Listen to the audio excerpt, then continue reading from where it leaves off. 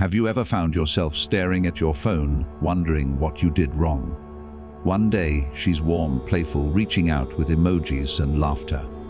The next, she's cold, short, or disappears into silence. And you think, maybe I said something off. Maybe she's busy.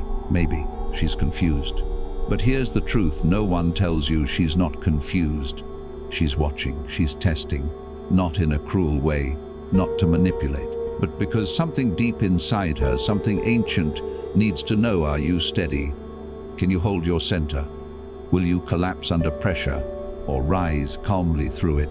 You see, women aren't just attracted to looks, charm, or status. Those things may spark interest, but what keeps their attention, what locks in their desire, is your energy under stress, your unshaken core. Most men fail this test without ever knowing it happened. They react, they chase, they over-explain, over-apologize, or try to fix a silence that was never meant to be fixed. And in doing so, they reveal the one thing she was silently looking for: instability. This video isn't about manipulation. It's not about pretending to be aloof or faking confidence. It's about understanding the quiet language of attraction, how women subconsciously assess a man's emotional gravity, and how you, as a man, can step into your calm power, not just to impress her, but to become someone you respect. Because when you stop scrambling for connection and start radiating calm presence, everything changes. Let's begin. Let me tell you a story. A friend of mine, let's call him Ben, once dated a woman who, on paper, seemed perfect. They had chemistry. They laughed at the same jokes. She even told him, "You're the most charming guy I've ever met." But 3 weeks in, something shifted. Her text slowed down, her warmth cooled, and within days, she told him, "I don't think I'm feeling it anymore." Ben was confused. He hadn't done anything wrong. In fact, he'd been incredibly attentive, maybe too attentive. What he didn't realize was this charm may open the door, but emotional gravity is what keeps a woman from walking out. You see, women don't fall in love with how you make them laugh. They fall in love with how they feel around you when life gets messy. When there's pressure, when emotions flare. They're not looking for perfection. They're looking for presence. Emotional gravity is your ability to remain centered, especially when things get uncertain. It's how you hold space without needing to fix her, impress her, or chase validation. It's that calm, grounded energy that tells her, even if the world shakes, I won't. Let's go back to Ben. Whenever she was stressed, he panicked. He over-apologized, tried to make things better, filled the silence with nervous chatter. What she really needed was a man who could stand still while she swirled. And this is the quiet truth. A woman wants to feel safe, not just physically, but emotionally. She needs to know that her waves won't sink your ship. The men who understand this don't say much. They don't rush to solve every problem. They listen. They breathe. They respond, not react. Emotional gravity doesn't mean being cold. It means being calm. It means knowing your worth doesn't swing with her mood. It means being the eye in the storm, not the storm itself. And once a woman feels that, she stays. Now, if stability is the anchor, then what happens when you become too available, too eager, too easy to have? That's what we'll uncover next. There's a quiet truth most men learn the hard way. The more available you are, the less she feels the need to reach for you. I remember a guy named Alex, sweet, thoughtful, always showing up. He texted good morning every day at 7 a.m. sharp. If she mentioned craving sushi, he'd book a reservation before she even replied. He was always there, always ready, always saying yes. And then she ghosted him, not because he was rude, not because he didn't care, but because he was too easy to have. You see, we don't value what we don't have to earn. It's not just a dating tactic, it's human psychology. Think about it. Why are rare sneakers more desired than mass-produced ones? Why do people pay more for things marked limited edition? Because our brains are wired to equate scarcity with value. And in relationships, this works the same way. When you're always available, always replying instantly, always adjusting your plans to accommodate hers, you accidentally communicate that your time, your energy, you are not that rare. That doesn't make you a bad person. It makes you invisible. The lesson here isn't to play games or ignore someone on purpose. It's about having a life full enough that she has to step into it, not consume it. Healthy attraction breathes in space. It grows in anticipation. It thrives in the small unknowns that spark curiosity.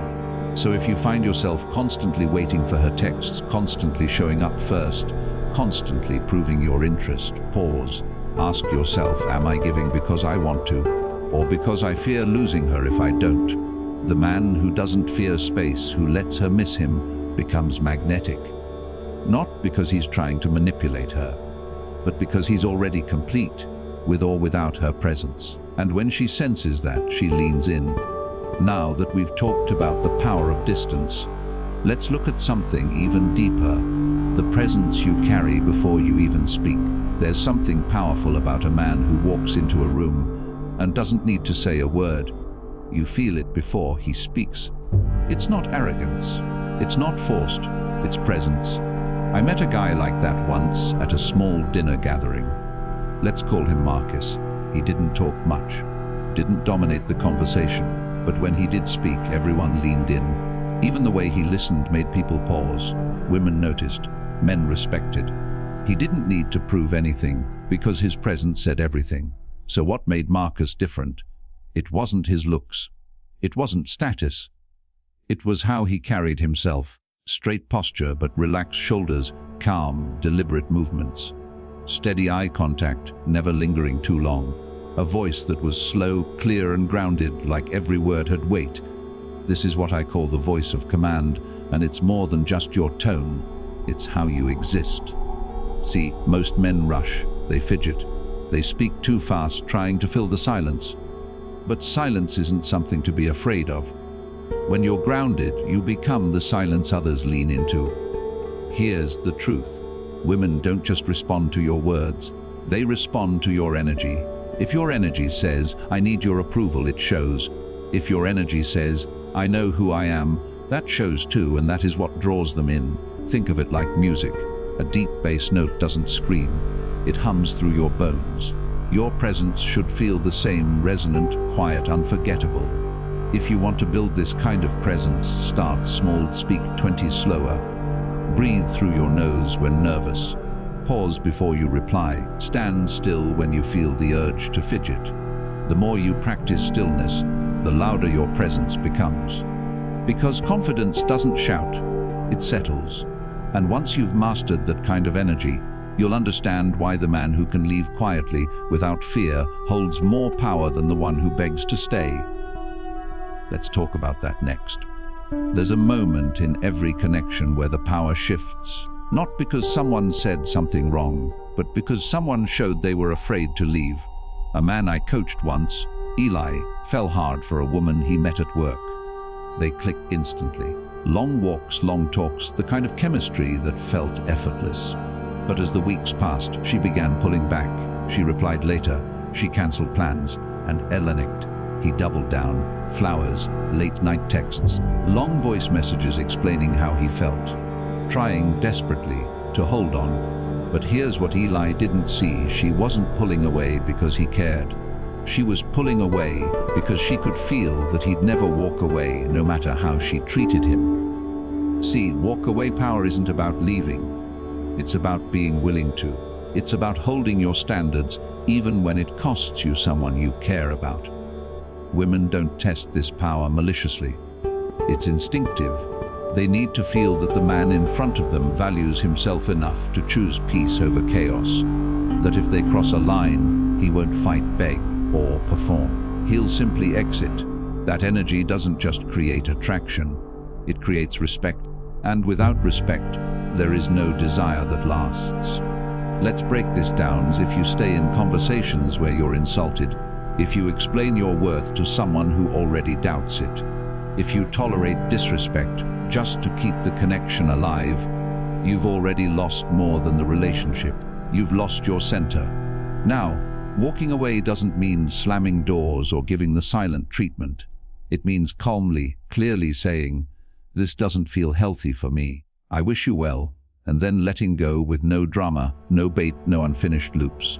And ironically, it's in that moment, when she realizes you don't need her to stay whole, that she often comes back. Because the man who can walk away usually doesn't have to. Now let's turn to something even more magnetic, the kind of man who doesn't just walk away, but walks towards something bigger than love itself. I once asked a woman what made her fall in love with her partner. She didn't say his looks. She didn't say his money. She said, "He's going somewhere, with or without me." Let that sink in.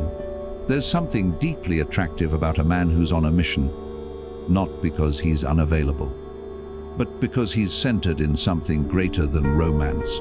When you have a clear purpose, something you wake up for, something that challenges and stretches you, you stop orbiting around approval. You stop making her your goal. You start inviting her into a story that's already unfolding. I've seen this in men who build businesses, men who train for marathons, men who mentor, create, study, lead, teach. They don't just talk about potential, they're living it. And here's the paradox.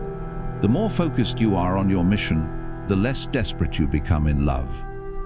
Because your sense of fulfillment no longer depends on someone else showing up. It's rooted in the life you're already building. Let me tell you about Jordan.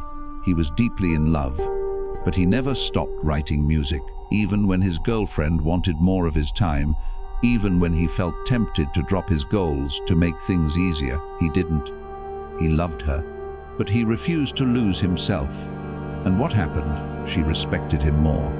Because deep down, women don't want to be the center of your world. They want to orbit around a man whose world is already alive. That's what the mission effect is. It's when your purpose becomes the gravity that holds everything in place. It's when she feels lucky to be part of your life, not obligated to complete it. So ask yourself, truthfully, if she left tomorrow, what would still light you up in the morning? That's your work. That's your calling. And when you walk in that, you become untouchable, not because you're distant, but because you're driven. And here's the beauty of it all. When a woman senses that your heart is full of purpose, she opens hers more fully too. But purpose alone isn't enough. You also need to know how much to reveal and when. And that brings us to the next trait that turns attraction into obsession: controlled vulnerability. A woman once said to me, "I want a man who feels deeply, but doesn't fall apart when he does." And that's the paradox of vulnerability. You've heard it before: be open, be real, show your emotions. But for a lot of men, that advice backfires. They open too quickly. They share too much. They turn their emotional expression into a flood, hoping to be seen, accepted, loved. And then she pulls away. Why? Because vulnerability without frame feels like weight. It doesn't connect, it burdens. Real vulnerability isn't about dumping your pain on her. It's about revealing the storm you've already walked through and showing her how you made it out alive. Let me tell you about Chris. After a rough breakup, he decided to be more emotionally honest in his next relationship. So on the third date, he poured his heart out. Childhood wounds, insecurities, trauma. She listened, politely, then disappeared. Chris didn't do anything wrong, he was brave. But he forgot one thing: vulnerability is most powerful when paired with emotional leadership. It's the difference between saying, "I'm scared and I don't know what to do," vs. "I've been through fear before, and here's how I handled it." Women want to know your depths, but they want to feel safe inside those depths, not dragged down by them. So how do you practice this? You share the story after you've gained insight from it. You talk about your struggles after you've made peace with them. You let her see that you've bled, but you're no longer bleeding. That's strength, that's frame. Because a man who hides everything is cold, but a man who shows everything too soon feels exposed, unstable. The middle ground, selective honesty, emotional truth with emotional maturity. And when you offer that, she feels chosen, not burdened, trusted, not recruited to rescue you. Remember, your vulnerability should feel like an invitation, not an obligation. And if you think that's the end of the testing, you're mistaken. Because the moment a woman senses potential in you, she'll start testing to see if it's real. Let's talk about that next. It starts with something small, a sarcastic comment, a delayed reply, a sudden shift in energy that makes you wonder, did I do something wrong? No, this isn't random, it's a test. And the deeper the connection grows, the more these tests appear, not because she's manipulative, but because her instincts are quietly asking, can I trust this man to stay grounded when I shake the ground beneath him? See, most women don't consciously plan these tests. It's not a game. It's a deeply wired evolutionary filter, a way of sensing whether the man in front of her is truly anchored or just pretending to be. Let me show you how this works. I knew a guy named Ray, sharp, confident, well-spoken. He started dating a woman who was emotionally intelligent and strong-willed. By the third week, she began to challenge him more. She teased his ideas, made him wait a little longer between texts, flirted just enough but pulled back right when things felt close. Ray, not understanding the test, snapped. He accused her of playing games. He tried to guilt her. And eventually, he lost her. What he didn't realize was this: she didn't need him to pass every test. She just needed him to stay calm. Because here's the truth: a woman will poke at the edges of your strength, not to hurt you, but to feel safe around you. So what does passing the test look like? She challenges your opinion. You smile, hold your frame, and invite deeper conversation. She takes longer to reply. You don't react, you go live your life. She expresses frustration. You listen, reflect, respond, not with defensiveness, but with calm leadership. Failing the test doesn't mean you're a bad man. It means your emotions are still looking for external permission to feel secure. Passing the test means this: your peace is not negotiable, your worth is not up for debate, and your response is always stronger than her reaction. That doesn't make you cold. It makes you trustworthy, and when you become the trustworthy presence, you unlock something rare: her surrender, her softness, her trust. But there's one more trial you need to pass, and it's the one most men fear the most: rejection. Let's dive into that next. Rejection. It stings even when we pretend it doesn't, especially when it comes from someone we truly liked.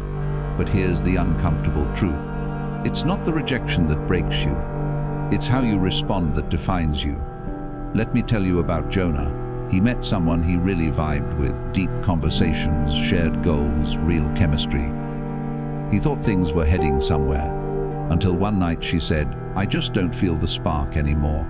His heart dropped, and in that moment he had two choices: chase her or center himself. He almost chose the first. He drafted a long message explaining why she should reconsider. He hovered over the send button. But then something stopped him. He asked himself, what would the strongest version of me do right now? And instead he wrote, "Thanks for being honest. I respect that. Wishing you peace and good things ahead." Then he put his phone down and got back to his workout routine. Here's what happened: she didn't reply. And that was okay, because he didn't need her reply to reclaim his self-worth. See, rejection doesn't hurt when your identity isn't built on someone else's acceptance. What women remember, what everyone remembers, isn't whether you were rejected, it's how you handled it. A man who responds to rejection with grace radiates a rare kind of power. He's not pretending it didn't matter. He's simply refusing to let it control his sense of self. And sometimes, when a woman sees that you didn't beg, didn't spiral, didn't lose your composure, that very act rewires her perception of you. But even if she never comes back, you've already won something far more important: your own respect. So next time someone pulls away, take a deep breath, smile, say thank you, and walk like a man who knows he's still whole. Now, rejection may test your confidence in the moment, but there's another dynamic that tests it in the long game: the mystery you keep alive or kill too soon. Let's talk about that next. At first, she was all in, laughing at your jokes, double texting, asking questions like, "What are you doing this weekend?" But then something shifted. Not dramatically, just subtly. The spark dimmed, the rhythm changed, and you wonder what happened. Here's a quiet truth: attraction thrives in the unknown. It fades in full exposure. See, When a woman feels like she already knows what you'll say, how you'll react, when you'll respond, she stops wondering. And when she stops wondering, she stops chasing. This isn't about being manipulative. It's about being multidimensional. Most men make the same mistake. They respond instantly to every text. They overshare too soon. They lay out their entire emotional life on the table by week 2, and then they wonder why she loses interest. Let me tell you about Luca. Luca was warm, authentic, grounded, but always had layers. He didn't answer every message right away, not because he was playing games, but because he had things to do. He shared stories from his past, but never all at once. He listened more than he spoke, and he kept a part of himself just slightly out of reach, not to hide, but to hold space for curiosity. That's what mystery really is, not secrecy, not silence, but space to explore you slowly. Think of it like reading a novel. You don't want the whole plot in chapter 1. You want reveals, twists, a little tension. That's what keeps you turning the page. The same applies to you. When you preserve your mystery, you invite discovery. When you give everything away too soon, you remove the adventure. So here's the lesson: let her earn access to deeper layers of you. Let her experience your silence without fear. Let her reach out first sometimes, not because you're detached, but because you're secure. And when you strike that balance, warm, but not overexposed, grounded, but not predictable, you don't just attract her, you linger in her thoughts. And when that happens, you gain something rare, not just attention, but emotional gravity. But there's one final key that ties everything we've explored together.